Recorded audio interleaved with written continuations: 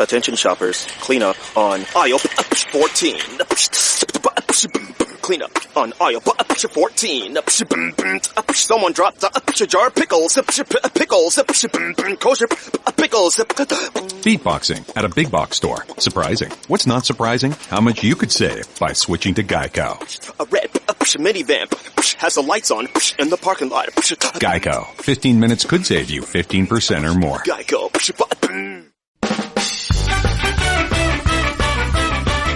This is the Best of Golic and Wingo podcast. Good Wednesday morning, everybody, and welcome in to another edition of Golic and Wingo. Swagger like us. I mean, why wouldn't it be? Glad you're with us. Trey Wingo, Mike Golic. We are on ESPN Radio and ESPN2, presented by Progressive Insurance. All phone guests will join us via the Shell Pennzoil Performance Line. It's Wednesday, hump day, Mike, so we begin the pivot from what was Monday night, the national championship game, to what many people consider to be the greatest 2 days of the NFL season, post and regular divisional weekend. What are the odds that Nick Saban is on his way to the office right now? I think he's probably already there. He could be there already? I'm pretty sure he's already there. How quickly he starts into the next year, and he's not alone. There are others that do it as well. We've talked about this as after a season ends, when you get to the championship, then you as you raise the trophy and are happy about it, a couple hours later you're like, okay, guys, we're way behind. Exactly. We got to get back to work. And Nick Saban kind of magnifies that. And so I would imagine he's going to get after it pretty hard today. And those coaches will be working, and the T-shirts and the hats will be pushed to the side. They'll wait for the ceremony for the rings and all that. But right now they'll be throwing themselves knee deep in work for next year. Hey, enjoy those 6 hours off that we had. Exactly they were right. good. Now, you were sleeping for most of them. Yeah. But it's time to go back to work. Hope you had good sleep. I mean, Bill Belichick said that once. He said, well, the problem with the Super Bowl is we get way behind on our preparation for the next season. I mean, listen. If that's the cross you have to bear. There was nothing better when you're celebrating with a parade and everybody is giddy, and the chant that's going is no days off. No off days, yeah. I mean, are you kidding me? It sums it up, man. And everybody's chanting that. The players had to be looking around going, what the hell are you saying, man? Yeah. Are you kidding me? Give me a day. Yeah. Give me something. Give me one 24-hour block. Oh, my gosh. But look, that's why Saban has won 5 and 9. Enjoy it, guys. Yeah. The winter program starts tomorrow. Exactly. That's why Belichick and company have won 5 and 16. Yeah, it's crazy. Unbelievable. So as we make that pivot, here's what we got coming up for you today. At 7:30 Eastern, Jeremy Fowler, one of our ESPN NFL writers and covers the Steelers for us, for NFL Nation. He'll join us to talk about the rematch between the Jags and the Steelers, and perhaps most significantly, where Antonio Brown in his health, coming back from that torn calf muscle that he had in the loss to the Patriots at Heinz Field Week 15.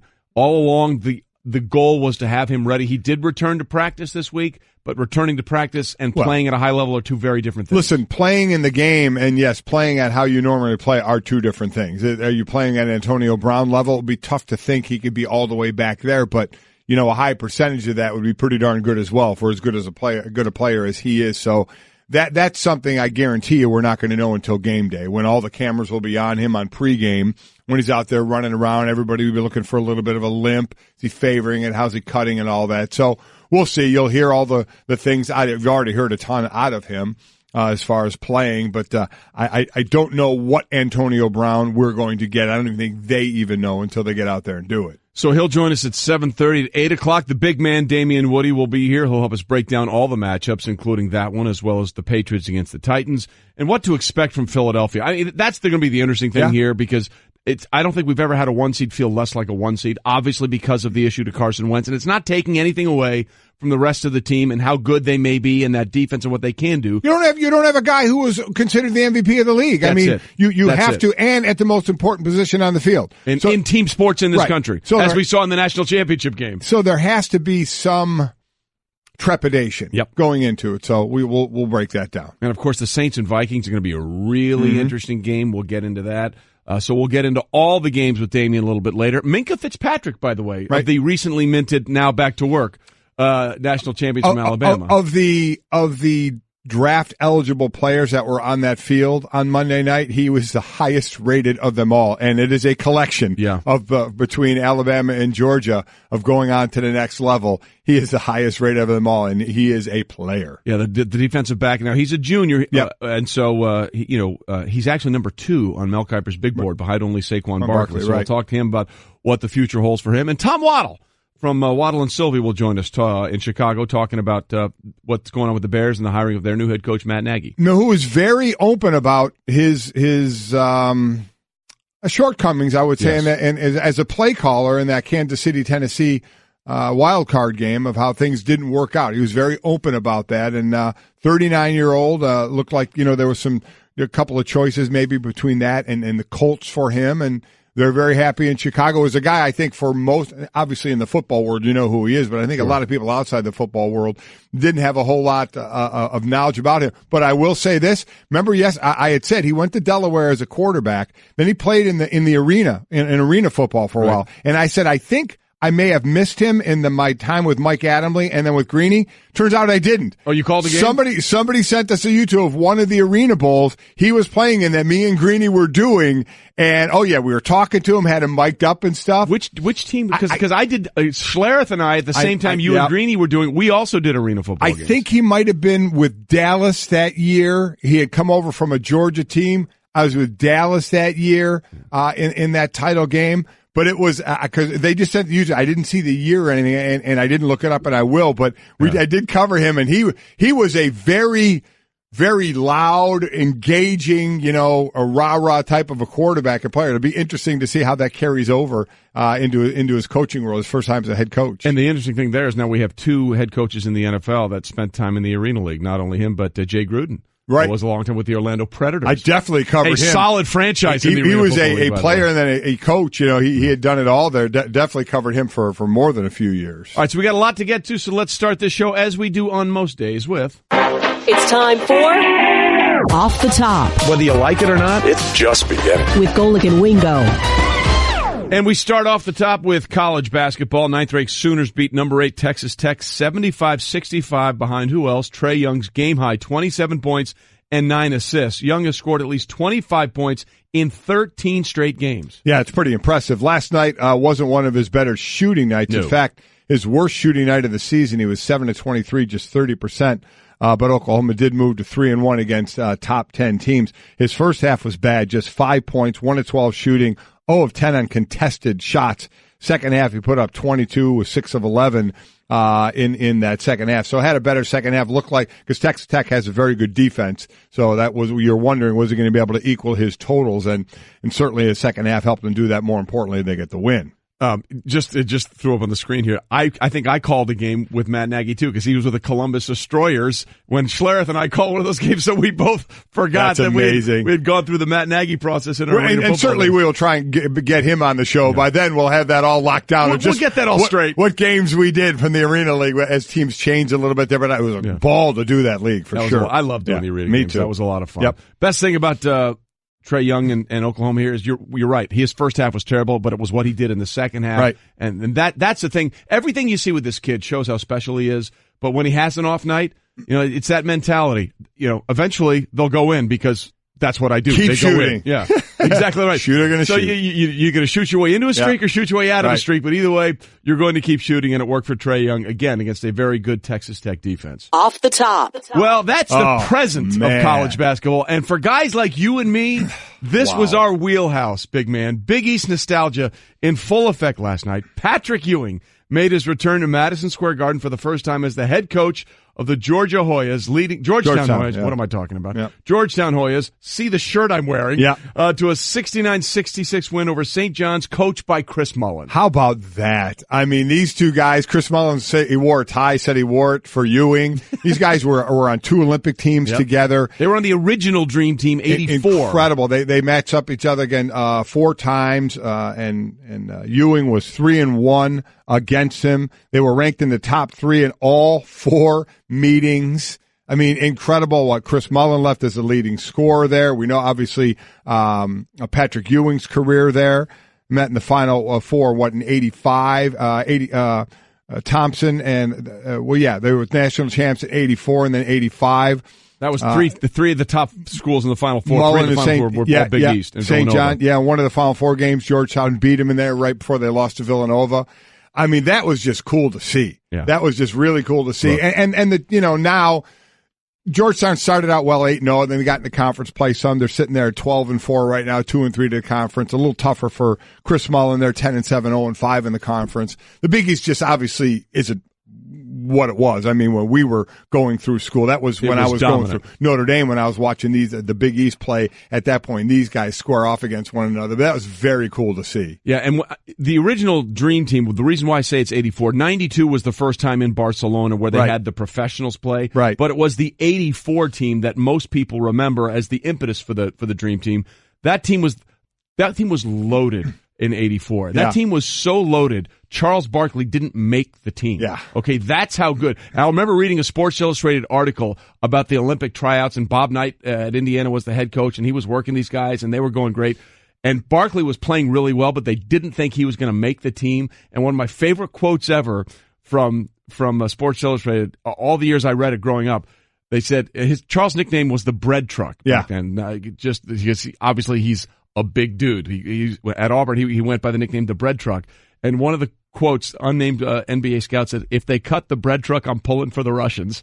How about that? I mean, that team was loaded. You had Steve Alford, Patrick Ewing, Vern Fleming, a great guard from Georgia, Michael Jordan, big men, Joe Klein, John Concat, Chris Mullen, Sam Perkins from North Carolina, Alvin Robertson, a great guard from Arkansas, Wayman Tisdale. I mean, that team was they blew everybody. Yeah, it really was amazing. But then also that setup last night is going to make you go back and look at some of the highlights when Mullen's teams played against Ewing's teams. I mean, that was just some great Big East basketball. And you talk about teams beating one another up then through the season. There were no gimmies. Oh, my There gosh. were no layups in those games. I mean, that was the thing because you get a layup, you just your nose may be bleeding as you head down the other end. You may come back with your arm in a sling. But what made that time in the Big East so great is it was all the big cities were playing against each other. You know, Villanova out of Philadelphia, St. John's out of New York, obviously Georgetown and D.C. You had all these guys that played together,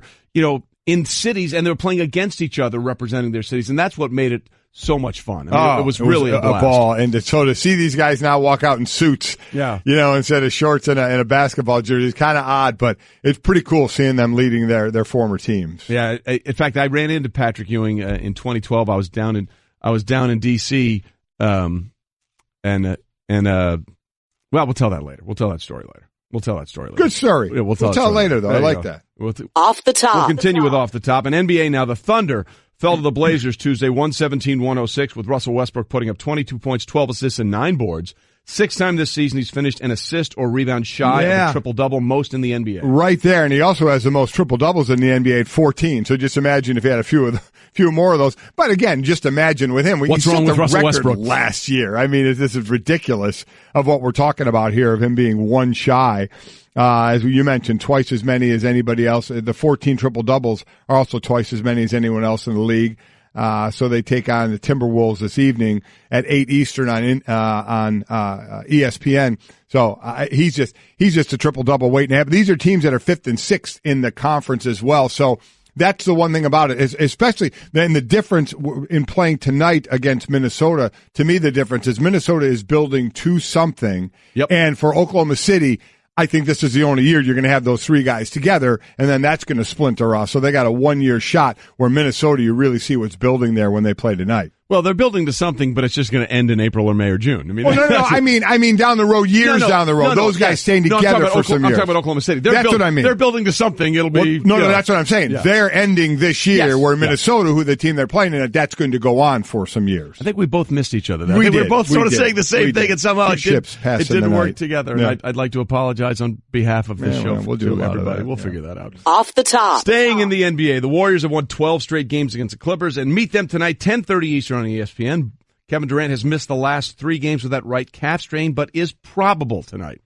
Yeah, and how about what Steph Curry? Now, again, Kevin Durant, first on him, he needs 25 points to reach 20,000 points in his career. If he gets there On Wednesday, he'd be the second youngest to reach 20,000. I think it's pretty obvious who the first youngest is. It's LeBron James was 28 years and 17 days. Kevin Durant right now is 29 years and 103 days old. Second place is Kobe Bryant at 29 years, 122 days old. So Kevin Durant will jump ahead of him. Guys that did it before 30, LeBron was first, Kobe, Wilt Chamberlain, and Michael Jordan. And then the hottest player, though, quite honestly, is Steph Curry. Remember, he was out with that ankle injury. Yep. Since returning from the 11-game absence with that injury, Curry has been in 5 games. He's averaged 35 points, 57% from the field, 53% from the three-point line in that stretch. So those guys back on the court together, it's going to be a long year for a lot of other people. I was about to say, just get used to it. Yeah. You know what I mean? Get used to it because we've had some people nicked up, whether it's Steph Curry or Kevin Durant, and when they get there, it seems to all work out pretty well for them. Draymond Green's missed some games. It doesn't seem to matter. Nope. They are the deepest team in the NBA. There's no question, and we'll see how that plays out going forward. Okay, that was off the top here on Golic and Wingo, but of course, one of the biggest stories that came out yesterday, it was the worst-kept secret of all time in the NFL, Jon Gruden. Now the new head coach of the Raiders for the second time after 16 years away, and the introductory press conference. Well, it was certainly interesting, and it got off to a very interesting start with the way owner Mark Davis tried to explain the significance of the day. Raider Nation, this is a big effing deal. Please welcome the head coach of the Oakland Raiders, Mr. Jon Gruden.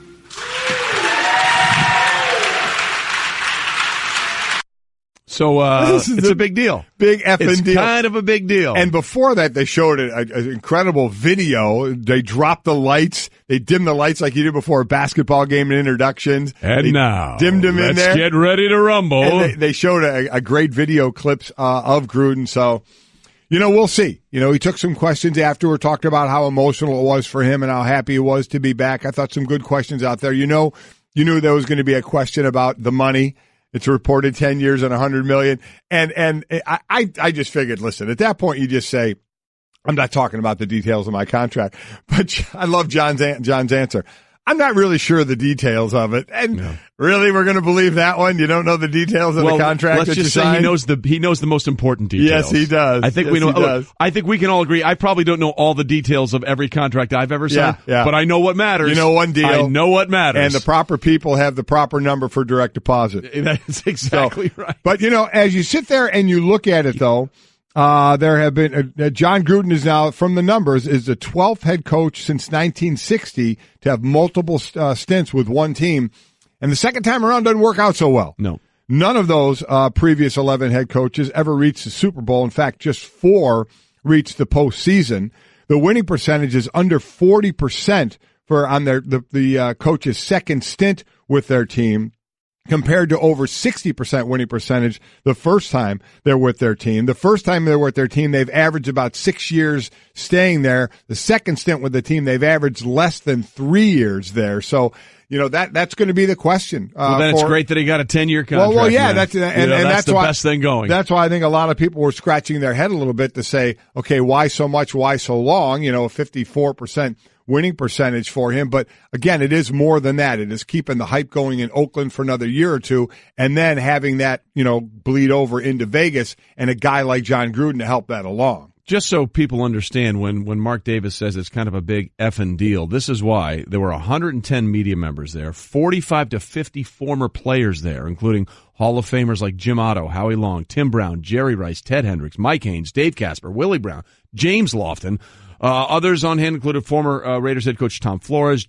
You had Jim Plunkett there, Cliff Branch, our own Charles Woodson, Rich Gannon. So this was, this meant for this franchise, this meant a lot to them on a lot of different levels. Yeah, it did. And the Raiders have always been a team that has kept their players close. A lot of them would end up working for the organization for a while as well.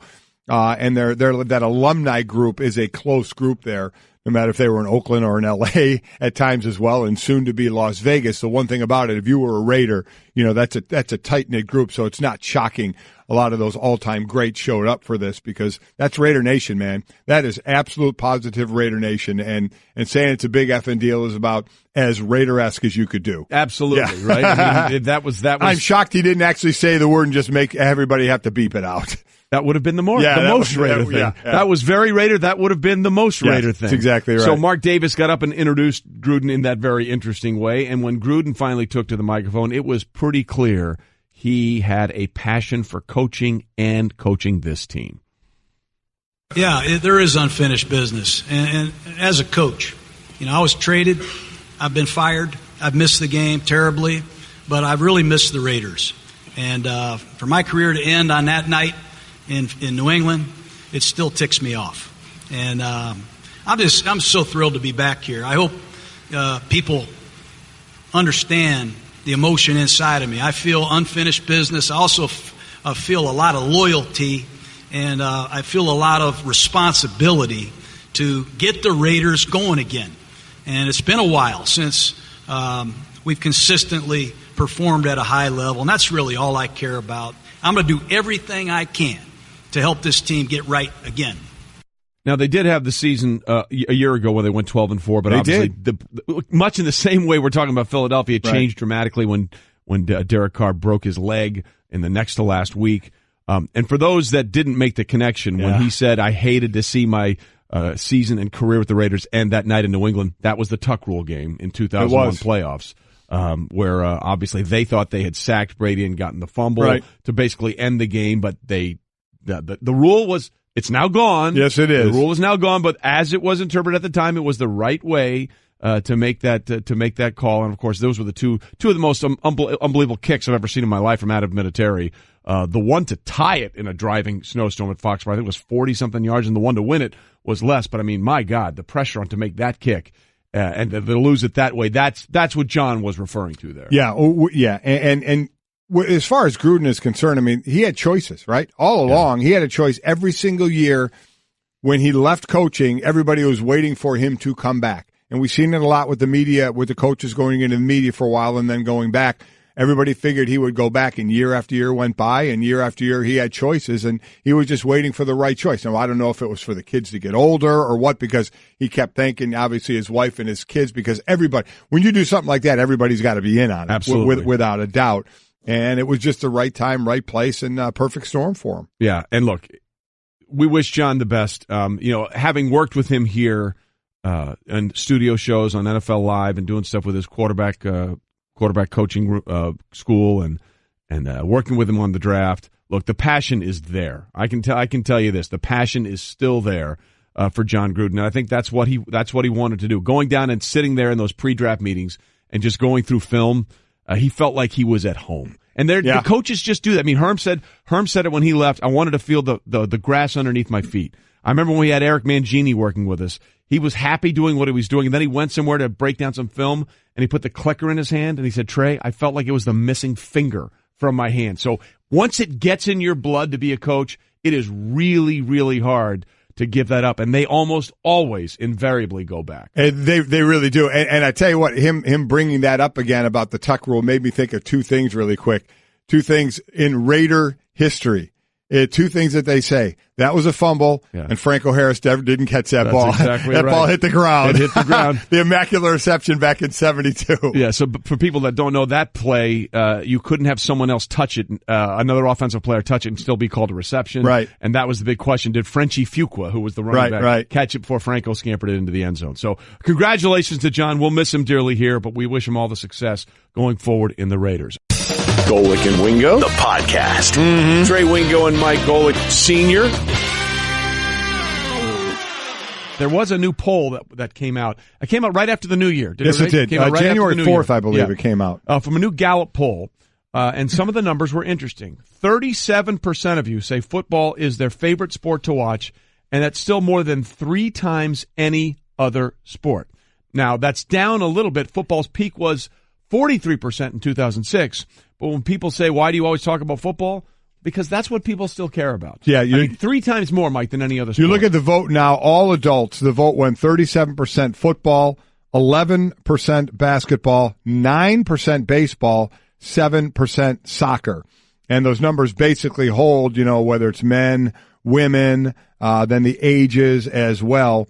It pretty much holds. Where soccer picks up the most is age 18 to 34. It gets into double digits. Ages 18 to 34. Football is 30. Basketball is 11. Baseball is 6. And that's the issue baseball has, is that younger crowd. And soccer is 11%. So soccer is actually tied for second there, equal to basketball. So that's where baseball is at a low. At 9%. They are definitely at a low, and a lot of that has to do with the age crowd that they have. I think they said the average person in the ballpark was like 56, 57 years old. They have to find a way to reach that younger crowd. Absolutely, because that's the way things are sustainable. So if you're looking at football and think, oh, that's good news, right? It's still 3 times as popular as anybody else. Well, this next number may surprise you then, because 57% of Americans say they were fans of professional football, or specifically the NFL, I would imagine. I'm sure there's some arena fans and Canadian League fans and all that kind of stuff. But 57% of Americans say they're fans of professional football. So that sounds great, right? Still almost 60%, right? More than half, and we already saw that most people, by a margin of 3-1, think that football is their favorite sport. So that's really good. Here's the problem that the NFL is facing, Mike. That's down 10 percentage points from the last time they asked that question in 2012. So we've gone from over 2/3 to just under 60% since 2012. And in that time, the drop-off didn't happen in college football. Yeah. So this wasn't football overall. This was specific to the NFL, and we have well documented the issues, as you said, that the NFL is going through right now. And some of that's dropped, but that same drop-off has not happened in college football. College football, listen, is as hot as ever. We're talking about this poll we're doing, having fun with it, and somebody tweets in, nobody outside Bama or the SEC care about this. Yeah, just like nobody was going to care about that game Monday night. Yeah, and it was the second highest rated game of the championship. He may be games. Speaking his truth, but that is not the absolute truth. It's not what people are Tons into, of people watch that. I mean, how many times, like when we were in Atlanta on Monday, I'm not watching, UCF is the national champion, or this is a backyard battle, no one cares. The absolute ratings prove the exact opposite of that. Yep. And as far as the other sports, you look at, again, for how much you want to take into this poll, 9%, the 9% of Americans who mentioned baseball as their favorite sport is the lowest percentage for that sport, since the Gallup first asked the question in 1937. Wow. So that's a low number for baseball. Soccer is appealing to more adults younger than 55, and baseball more to adults over 55. Yeah. And that's listen. And Rob Manfred, I think is being proactive, just like Adam Silver in the NBA, being proactive in things. But that's something with baseball talking about, picking up the pace of the game. That has to do a lot with the younger generation who want it now, and give me that info now. Let's keep moving and moving. And that's something baseball has got to find a way to do, is a way to attract that younger crowd. And I don't just mean to the ballparks, but watching on TV as well, and get them all involved. Well, going back to, and we'll talk more about that as we gear up. By the way, pitchers and catchers report in just about a month for spring training. So we'll get more into that as baseball sort of comes back into play here later on in the year. But sticking with the football question, it is interesting, because people always complain about the length of NFL games and replays and all that kind of stuff. Well, college football games are much longer yes, they are. than yes, they NFL are. games. In fact, they increased 3 hours and 24 minutes, I think, was the length in 2016, and yet more people are continuing to watch. So let's try and put ourselves in Park Avenue here.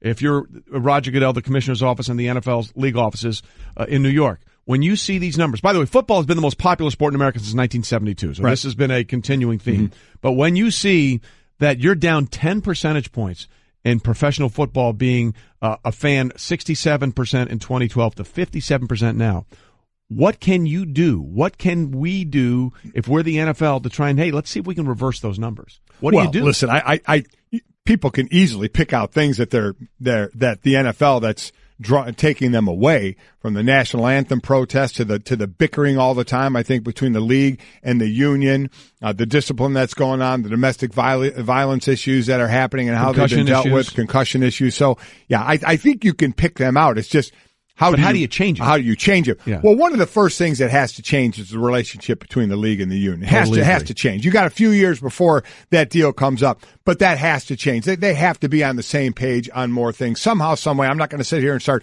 listing out like I have all the answers, but you know what? They're smart, educated people involved in this. That's one of the things they need to find a way if they're looking into it. And we have the Gallup poll, but all the sports have their own polls and their own numbers as well to look into it. But that's certainly something that can happen. This I found interesting. The last thing on the sheet I have about sports overall. What do you think this says? The number of Americans who say they do not have a favorite sport has grown from 8% in 2000 to 15% now. So that number is almost doubled of people when asked this question say, I don't have a favorite sport. So do they like all the sports and watch them all, or are they not into sports anymore? Well, see, that's the interesting thing there. How do you interpret that data? Exactly. Are you saying that I've become to like more sports because I'm just broadening my sports spectrum, or are people saying, yeah, sports so much isn't for me anymore? So many other things out there that you can do, or options out there that you're not as into sports. You're right. I don't know the interpretation of that question. You know, I'd actually love to find out how they asked that question and what the people that ran the poll, how they interpreted that. How they meant for the question to be asked. Because it certainly seems like there are two ways to do that. Hey, well, I don't like this sport as much because I like, these other sports as much. Or, yeah, the whole sports thing, I'm not doing it as much. Right. There are two different ways to do that. So I'd actually like to find that out. Yeah, I would as well. Yeah, get on that, research. Somebody get on that. Riley, there you go. Got something to do Figure now. that There out. you go. Uh-huh. See how we can get that question interpreted. Okay. They're telling me we have to do this. Yeah, we're going to do this. Come on, man. Let's go. Well, this is something called Try Trey. Yes, it's brought to you by Discover Card, who will match all the cash back new card members earn at the end of their first years. Learn more at discover.com/match. Limitations do apply. And that's perfect for this segment. Limitations do apply. So you want to try and explain this? We're going to try Trey. We're getting to know you more and more. We had some questions we asked you last week or so, and now this time around we're going to try Trey by going Trey or false. Yes, is what we're going to do. So Jerry, our extraordinary bit guy, has come up with these questions, and then you're going to decide whether they're Trey or false. You ready? Yes. Here's question number 1. Trey played high school football with Pro Football Hall of Famer Steve Young. Trey or false? Trey or false, Trey? No, you have to answer that. Oh, I'm going to answer that? Right, then is that the whole bit? Oh, okay. You have to decide whether that's true or false. Hey, maybe I should know about this stuff. Yeah. My bad. That's false. That is correct. I know it's false. I know you went to high school. We went to high school together. High school together in Greenwich, but you did not play high school football. I did not play high school football with Steve. I did not. Right. I was not on that team. No, that is false. I was a quarterback of an 0-6 team, I think, in 7th grade, and that was the end of it for me. Triple option? Oh, yeah. Well, here's a funny thing about Steve. We ran a veer in high school because he was not a really good thrower. And then he goes and sets the record when he finished playing as the highest passer rating of all time. Yeah. So it worked out okay for him. It did very well. Right. So that was false. We went to the same, as I always like to say with Steve, we were in the same building, but we were in different schools. Gotcha. If you know what I mean. Oh, I know what you mean. He ran with the cool kids, and the rest of us were stuck somewhere else. Mm-hmm. Okay, so that was false. Let's go to the next question. Trey is a usable character in an NFL video game. Trey or false? Wow. Usable. That's an interesting interpretation. That for some reason, I'm going to say Trey. I don't know how to correctly answer this question because I'm going to say I think that's Trey or true. Right. Because I've been in a couple of games where I've been the voice of NFL 2K, NFL Street, and I've done some work with Then Madden. That's Trey. Okay. That's true. And I do have a Twitter character on. Absolutely it is. In the Madden game. Absolutely, so, I'm saying that. Absolutely Trey. So you're 1 for 1. Oh, you're no, two for two. Come on now. You're also, that's your 2 for 2. Oh, here's the next one. Trey, an avid golfer with a single-digit handicap, made his first hole-in-one while playing in Hawaii in February of 2005. Trey, false? I'm going to say false. I don't think you've had a hole-in-one. Yeah, that's false. 3 for 3, brother. Yeah. You're on fire. Now, 2 of those things are 3. Are true. I do love golf, and I am a single-digit handicap. You are. What is your? I'm a 9. You're a 9. I'm barely. Okay. I'm barely You're in single digits. Okay. But never even really come close. Although, actually, the closest I ever came was in Hawaii. I was playing on a course in Kauai with the pro. It was like 160-yard par 3, and I hit a little 8-iron, and the pro says that's going in. And it never left the stick. and it took one bounce over the cup and settled 3 inches away. Wow, that's impressive. And I was like, if I was going to have a hole-in-one, I wanted to be with the pro. You know, that guy's a really good golfer. Yeah, that's pretty good. Did not. Came close. Nope. Came close, but have not. Okay, next one. Growing up, Trey played the piano. True or false? It's one of those things. I played the piano growing up, and at some point when you get active as a kid and start growing up, you have to put things aside because you're getting too busy. And piano was one of them for me, and I wish I would have stayed with it. I wish I would have. I'm going to say for you, that's Trey. That's true. You are 4 for 4, yes! my friend. Nicely done. Yes! He is en fuego. How long did you take piano lessons? Oh, years. Although, if you sat down at the piano right now, could you just go? No, I can play like 1 or 2 songs. If I put music in front of you, could you do it? Yeah, it'll take a while, but okay. I played guitar. Really? Yeah, I did a little singing. Yeah, all of that stuff. But you're right. Like you, I wish I'd kept it up. Wait, you sang? Oh, yeah. Did you have like a garage band or something growing up? Well, actually, I was in a band called Revelation. Come on. Yeah. Please tell me there's audio of it somewhere. God, I hope not. But actually, funny story, the guy who did that, created that band is a guy named Rob Mathis, who is now a very, very famous musician. Rob has done, he toured with Chuck Mangione for a few years. When President Obama was inaugurated, he was in charge of the music for the entire inauguration ceremony. Rob Mathis went on to do great things despite hanging around with me in high school. So wait, what was the name of it again? Revelation. So we have Revelations group where you're singing We Need to Find. No. And you doing Weather in Binghamton? Yeah. In that we have to find as well when you were like, 10. Yeah. Or whatever I would like to say I was 10, but I was 10 plus 14 or 15. I'm 4 for 4. We're going to do more of these. I like these questions. God, no. No, we definitely are. That was that's the end of that game. No, no. Until a little bit later. Yeah. You sang it. That to me is way more interesting than the question. And that's why we do these, to see what we can get to. You were in a band. Were you like the lead singer? I did sing. Well, Rob played guitar and was the lead singer. I did do some singing and some background stuff, but I did a lot of singing in high school. You were in the drama club and all that and did play? Wow. Stuff, we need some of that. No, we don't. Oh, we do. We really don't. That is awesome. All right, moving on.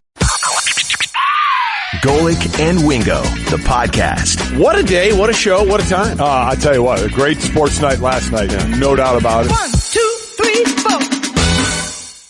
Hey everyone, Mike Golic here. Support for the Golic Wingo podcast comes from our friends at Rocket Mortgage by Quicken Loans. Chances are you're confident when it comes to your work, your hobbies, your life. Rocket Mortgage gives you that same level of confidence when it comes to buying a home or refinancing your existing home loan. Rocket Mortgage is simple, allowing you to fully understand all the details and be confident you're getting the right mortgage for you. To get started, go to rocketmortgage.com/Mikes. Equal housing lender, licensed in all 50 states, NMLS, consumeraccess.org number 3030. We're happy to have the big man, Damien Woody, here with us, ready to talk about Wild Card Weekend. Not Wild Card Weekend, Divisional Weekend, yeah. See, I agree. But they'll agree with you more if you put your microphone on. There you go. So what the best weekend in football. See, you're sitting too close to Golic. Well, at least they didn't give me the turn your mic on. Yeah. Whatever. They're professional. They won't do it to the guests. Okay. There you go. There you go. What you heard it on the way in the poll that we asked if for some reason because of Nick Saban gets asked every year if he wants to go coach an NFL team or go somewhere else, and the whole issue going on in New England with Bill Belichick and the thoughts that maybe he would want to go coach the Giants, a team he certainly has some history with. Now, we know it's not going to happen, but it's a fun radio question. We also knew it was going to be skewed way toward Belichick because he's had success in the NFL. But some of the reasons we've gotten for why people wanted either or was the thing we were looking for. The classic one, how many rings would Belichick have if he didn't have Brady? Which, of course, the answer is how many rings would Brady have if he didn't have Belichick? So I know the answer, I would imagine in your mind, would be you would take Belichick over Saban to coach in the NFL. Do you think there is any truth at all to these reports going around that he may be disenchanted there now and may have some interest in the Giants? Well, Lewis and I were talking about, that article was broached on NFL Live yesterday, and the one thing that we said was, where there's smoke, there's fire. I don't think, whether you're up in New England or, fans across the country, I don't think you can really dispute that. These things don't just kind of come out of nowhere. Do I think that Bill would leave New England? I doubt it. He's still under contract, and I just don't foresee Kraft like, oh yeah, let me go ahead. Just let me go. Yeah, let me let you go wherever you want to go. I don't see that happening, but I do think that there is some truth to the article. There's no question. Well, that's the thing, is Damien Woody is here with us in studio giving us a Straight Talk brought to you by Straight Talk Wireless, and this is some straight talk. Best phones, best networks, no contract. I mean, the only one that could leave, because Tom isn't going anywhere, and Robert Kraft is not selling the team, so the only one that has the possibility to not be there next year would be Bill, but that's not controlled by Bill. No. That's controlled by Robert Kraft. I mean, you heard Jon Gruden talk about when he was traded away from the Raiders. The only way he's leaving because he's under contract is that Kraft would have to be willing to, part ways with arguably the greatest coach in any sport of all time. I don't see that really going down the pike unless things get way worse than we've seen already. Listen, I've always said, and Mike, you know this, when it comes to football, coaching matters the most of any sport in this country. More than basketball, baseball, coaching in football matters more. As great as Tom Brady is, and to me, he's the greatest quarterback ever, give me the great coach. Because I think that Coach Belichick was grooming Jimmy Garoppolo and could have done some great things in New England with Jimmy Garoppolo at quarterback. He's done things with Matt Castle, went 11-5 with Matt Castle. And I think most people would agree that Jimmy Garoppolo is a better quarterback than Matt Castle. So give me the great coach over the great quarterback. The only thing that, and again, this all doesn't matter now because Garoppolo's gone, is how would you have kept him? He was already turning down offers for the Patriots at $18 million a year. Right. He was turning them down. Were you really going to franchise tag your backup and pay him $22 million just to wait for him to play another year? Were you really going to bench or get rid of Tom Brady after an MVP season? That's why I didn't buy it. I just think it was a bad timing award. You'd like to keep Garoppolo, but even if you believe the report that Bill was basically told to trade him, I don't know how they were going to keep him anyway, quite honestly. I struggle with this because, you're talking about two alpha people in New England. But here's one thing that I know about Bill. Bill believed in the Bill Walsh rule of thinking. You get rid of a guy a year early than a year later. And that was in Richard Seymour, Ty Law, Lawyer Malloy, all those guys. All those guys. Now, Vince Wilfork, who played a couple years down the road in Houston. Are they Tom Brady? No, they're not Tom Brady. Tom Brady's a whole different animal. But if you follow that line of thinking, there would have been a path for Bill to say, you know what? As great of a season that this guy had, he's 40 years old. I have a 26-year-old Garoppolo who's been learning, who we've been grooming. He's the next step in this whole process. Would it upset a lot of people in New England? Oh, absolutely. That one would have been a tough pill to swallow. But if you follow his thinking, the way Bill has always conducted business in New England, you could see that happening. Well, it goes back to 2003 when right before the season, you guys cut Lawyer Malloy. Yeah. Right? And you guys lost to the Bills. Yeah, I got smoked, 31-0, if I'm not mistaken. And Teddy, I've never seen Teddy hotter in a locker room after a game ever after that loss, because Lawyer went to the Bills. Went to Buffalo, yep. And they thumped you guys, and, there was all kinds of issues of what's going on. Worked out well. You guys did go win the Super Bowl that year. But my favorite thing about that season is you started the year losing to Buffalo 31-0 and the end of the year you beat Buffalo 31-0. Yeah. But that's sort of the game he's played the entire time. That's no longer an issue. And as Jimmy G is now gone and lighting it up, by the way, for the 49ers, he's 7-0 as a starter in the NFL, 5-0 as a starter for the San Francisco 49ers. So let's move ahead to the playoff game. Mm-hmm. They get the Tennessee Titans. Look, they're saying all the right things. They're gonna do all the right things, and the Patriots are gonna prepare as if the Titans are the best team that they'll ever face, because that's the way it is. Mm-hmm. But if you're the Patriots, you have to be feeling pretty good about this matchup. Absolutely. Listen, I know everyone. That game last week with the Titans and the Chiefs. The comeback by the Titans and how Marcus Mariota played down the stretch. That's great. But let's be honest here. We got Tom Brady, and you got to look at the whole body of work of Marcus Mariota this year. He didn't have a great year this year. he regressed this year as a quarterback. So you're going to ask the Tennessee Titans to go into probably the hardest place to play in the postseason in Foxborough and go beat a team that, with all this stuff going on, with the article coming out, there's no team that knows how to use these things to motivate themselves and to use it to their advantage better than the Patriots. I mean, you're going to see what we call piss and vinegar. You're going to see that from the New England Patriots coming this weekend. They're going to be fired up and ready to go. One of the places they have been susceptible, now defensively they started out horribly and certainly were playing better down the road, but for the year they're 20th against the run. Derrick Henry ran all over Kansas City. You may get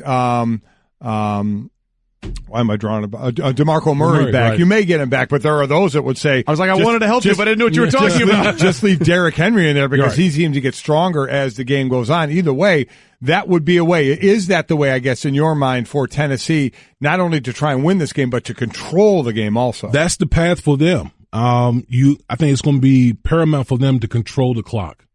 They got to chew up clock.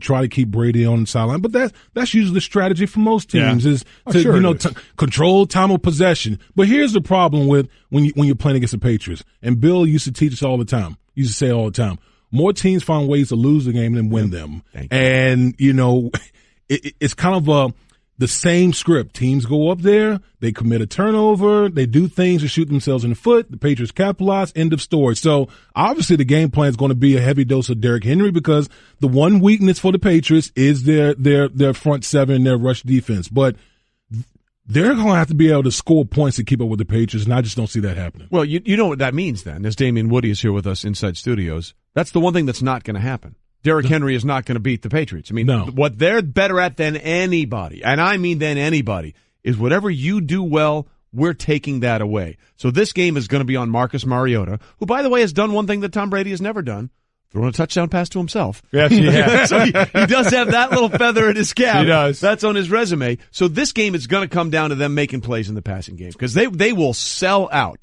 to stop that run. I mean, that's why J.J. Watt never had a monster game on defense against New England, because they were going to make sure J.J. Watt didn't triple team him. Exactly. He is not going to beat you. Right. So let's not kid ourselves.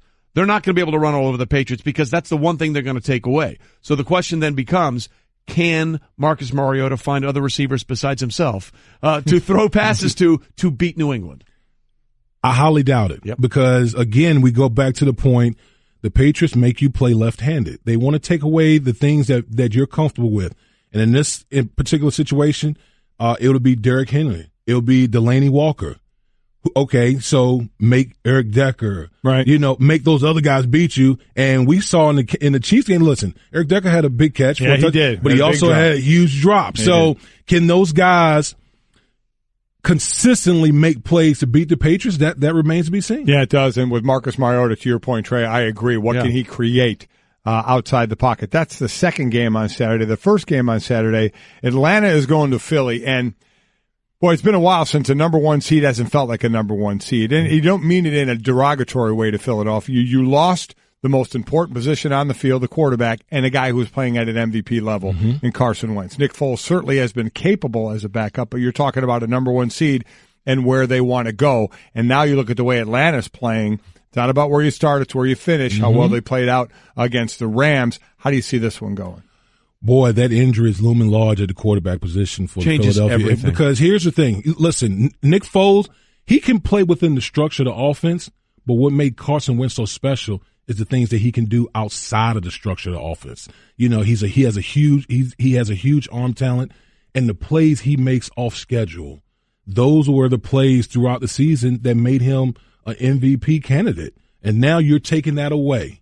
And now you're asking Nick Foles to go out and play against Matt Ryan and a team that they've been here before. They went out last week and played against the number one offense in the league in the LA Rams and shut them down to 13 points. You don't think that they're confident going into Philadelphia against a backup quarterback? Atlanta has to be feeling really good right now. Two things about Atlanta. Number one, according to the Westgate Vegas Sportsbook, Philadelphia would have been favored by almost a touchdown, 6.5 points if Carson Wentz was the quarterback. They open at 2.5-point underdog. So that's basically a 9-point swing on the spread based on Carson Wentz. And I'm glad you mentioned the defense, because we did the numbers as I did NFL Primetime last Saturday. The last 6 games for the Falcons, they've played the Rams, the highest scoring offense in the NFL. They played the Saints twice, who obviously have tons of weapons on offense. They played the Panthers, a playoff team, and they played the Bucs. In those 6 games, that defense of the Atlanta Falcons is averaging just giving up 16 points a game. So we can talk about Matt Ryan, and we can talk about Julio Jones and Devontae Freeman and Tevin Coleman, Mohamed Sanu, Austin Hooper, all that stuff. The Falcons are in the playoffs because of their defense, and they have been dominating high-power offenses, and now they get Nick Foles. Absolutely. And listen, Matt Ryan hasn't been Matt Ryan. Nope. You know, all you have to do is just look at what the Falcons were doing last year to this year. I mean, it's been a big drop-off offensively. And like you said, Trey, it's been the defense.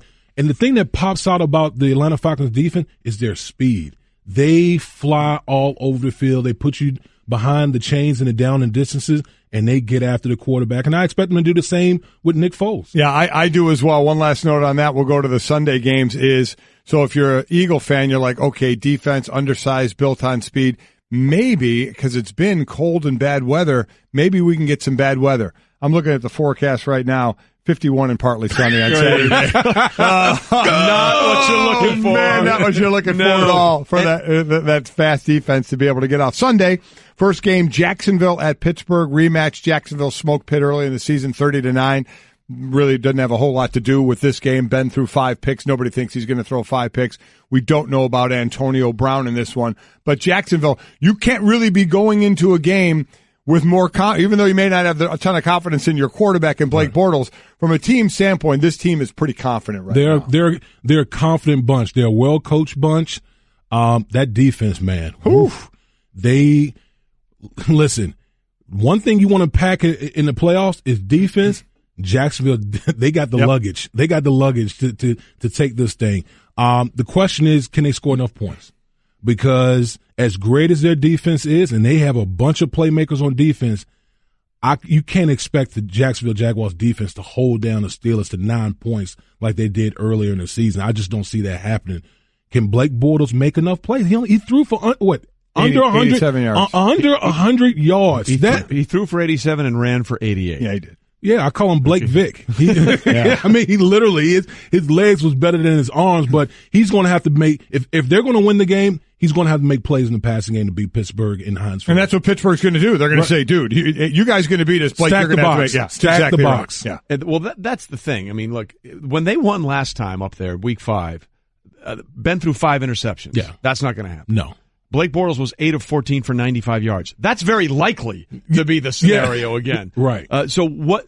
Give me what you think Blake has to do in this game, because for three games down the stretch of the regular season, he looked awesome. 3 straight games, first time in his career, 13, 14, 15, multiple touchdown passes, no interceptions. Sadly, then they played week 15, 16, and 17, and he was terrible again. What numbers do you need to see out of Blake Bortles to have a chance to win in Pittsburgh? Well, I'm not going to say necessarily numbers, but here's what I'm going to say. Because when you're Blake Bortles, you're hearing everything that everybody's saying right now, like basically that you've sucked for the past couple of weeks. It's imperative to get his confidence going early. They're going, they have the running game, they have the offensive line, but the offensive coaching staff, they need to get him going early. Some easy pitches, easy throws to let him know, okay, I have a little rhythm going. I think that's going to be the key early for Blake Bortles, to get those easy passes completed and get his confidence going. If that doesn't happen, this dude could easily tank in the game, because Pittsburgh, like we said, they're going to stack the box, and they're basically going to say, Blake, you're going to have to beat us. You are going to have to be. We're not going to let Leonard Fournette run wild. We're not going to let Chris Ivory, bang up against our defense. You're going to have to beat us. And the way that Blake Bortles does it, he needs to complete passes early in the football game. And the problem was there were easy passes he was missing. I mean, wide open. Missing in that game. So that and you can't it's really hard to think he's going to do that again. He's got to be better than he was before. We'll see just how good he is. And the last game is New Orleans at Minnesota. To me, I mean, this New Orleans offense, obviously Breeze can throw all over the place. Thomas, great receiver. the two-headed backfield against this Minnesota defense. Talk about that matchup. Man. I think of all the matchups this weekend, that's the matchup that I want to see. Agreed. Because that Minnesota Vikings defense is just nasty. Now you're going against an offense. They have all of those weapons, and the difference between the Saints offenses of the past and this year, boy, they have balance. Yep. They have tremendous balance running the football, and they have two guys, especially Alvin Kamara, who is just special. I don't even call him a running back. He's an offensive weapon. OW. He's an OW. That's his position. DraftKings, he's our flex player. Yeah, every week. Yeah, that's right. Every week. That's right. Listen, because there's no question he can run the football, but man, he's special when you bring him out of the backfield or split him out in the passing game.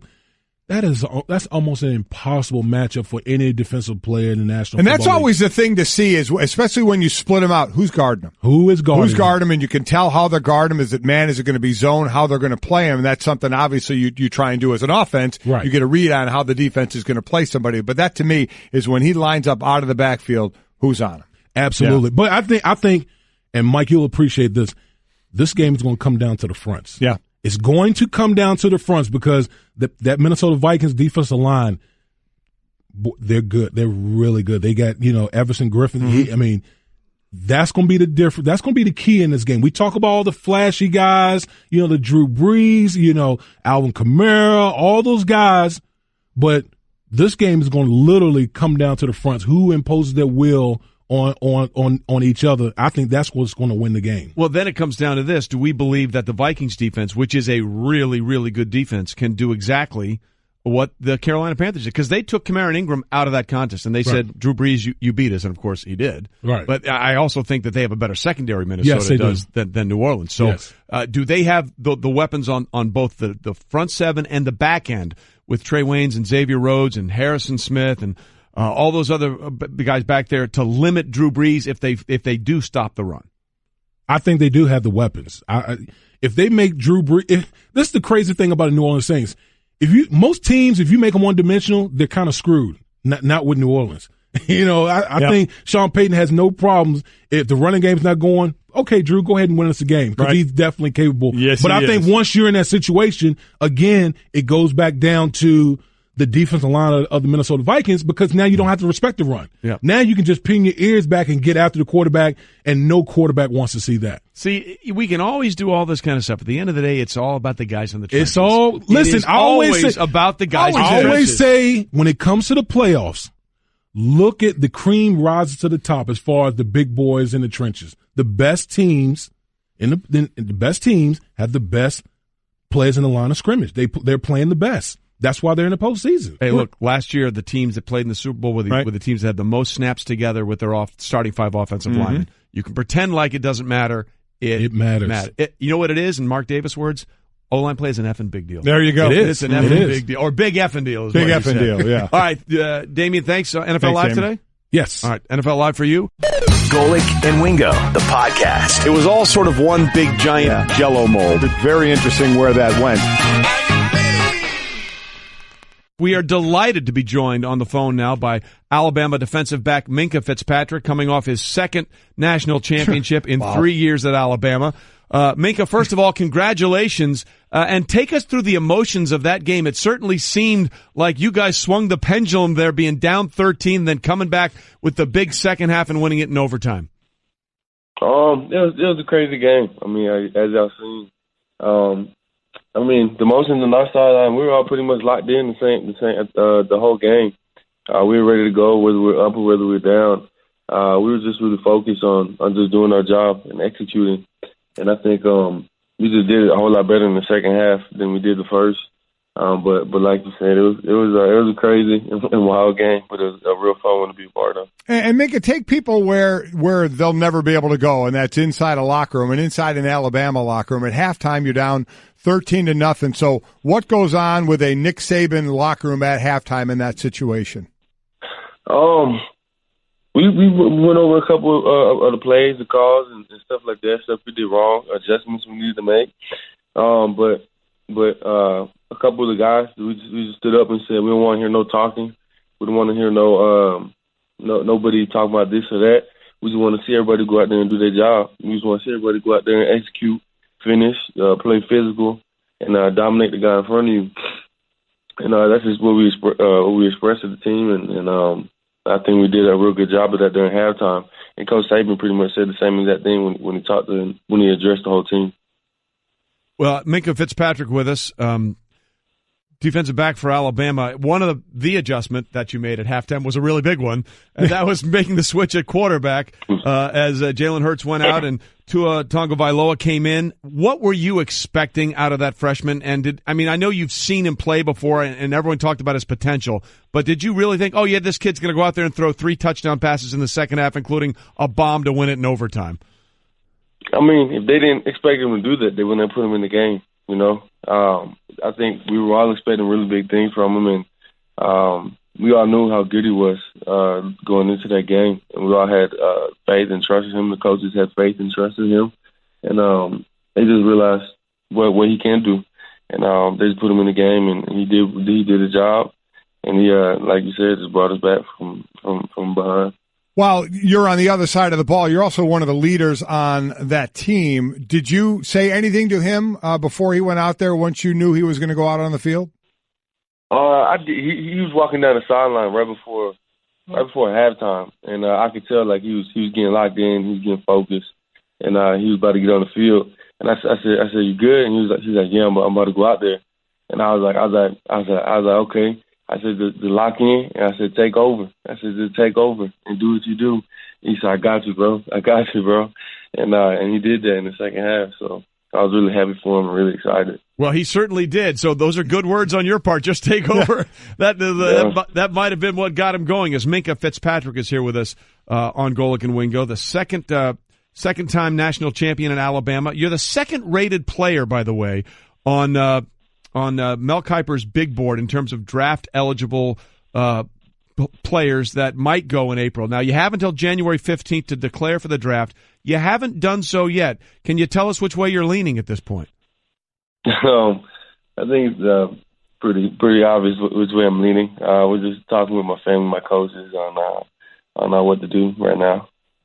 Third player to win the Bednarik and Thorpe Awards in the same season, joining Patrick Peterson in 2010 and Charles Woodson in 1997. It's pretty good company. I'm always interested in the process of that because, you know, there's some quotes from there. There's other guys, Duran, as I mentioned earlier, Duran Payne, Damian Harris, Bo Scarborough, Ronnie Harmon, Calvin Ridley, who are thinking about this choice as well. And you mentioned family. How about Nick or your coaches who coach you? How much are they involved, and what kind of advice and talk do they give you? I mean, they're really involved. They get us our grades. They talk to us, make sure that we're going or we're staying for the right reason.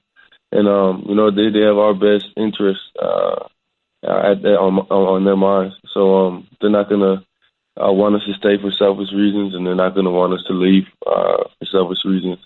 So, you know, they're looking out for us, and they want what's best for us and our families. Minkah Fitzpatrick with us. Just to be clear, you said it's pretty obvious which way you're leaning, so we're assuming you're leaning toward. We're not asking you to declare here on the show. Unless you want to. Unless you really want to do that, we'd be fine with that. But it certainly sounds like you're leaning towards going into the draft. Yeah, I would say so, yes, sir. Okay, just want to make sure we're clear on that one. As far as Georgia, we talked about the true freshman and Tua who came on the field, but Jake Fromm, the freshman quarterback for Georgia, was starting pretty much the entire year when Eason went out. Give us a little bit on him. Here's a kid who is a true freshman that's stepping in and leads his team in Georgia to the national championship game, and that's the guy you really had to deal with for the game. Talk about him and what you thought of him, especially being a true freshman on that spot, on that stage. I have a whole lot of respect for him. You know, he's a real young dude playing for a great program, great coaches, and he did a really good job this whole season. And you know, he fought really hard. He made a lot of great plays with his feet, with his arm. Like I said, he's just a leader, and you know, he's gonna have a really great career at Georgia. And I think he's a great player.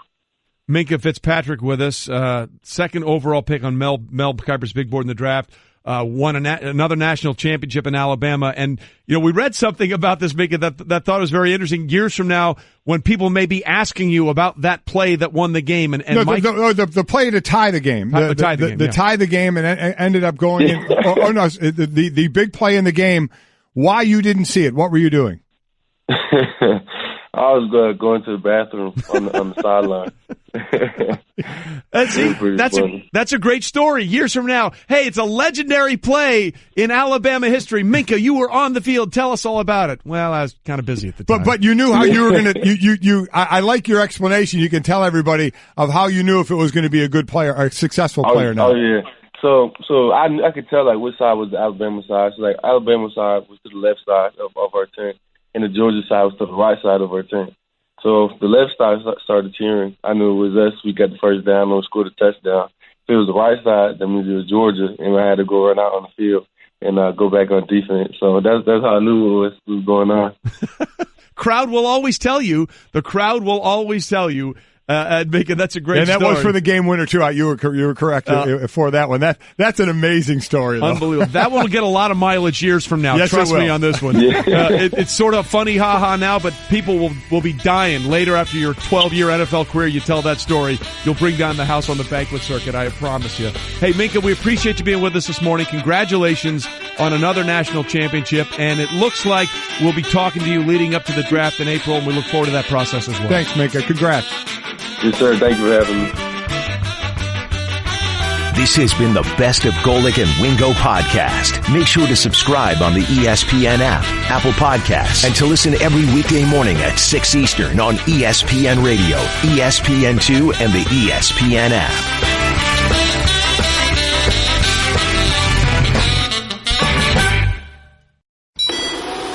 I'm a robot vacuum cleaner, so yeah, I got one gig. I suck up dirt, so pardon my inferiority complex about Geico, who does so much more. Like, not only could they save their customers money on car insurance, but they got fast and friendly claim service too, and an award-winning mobile app. Plus access to licensed agents 24/7. Who am I kidding? I can't even do corners. Uh-oh, choking hazard. Popcorn kernels. Geico. Expect great savings and a whole lot.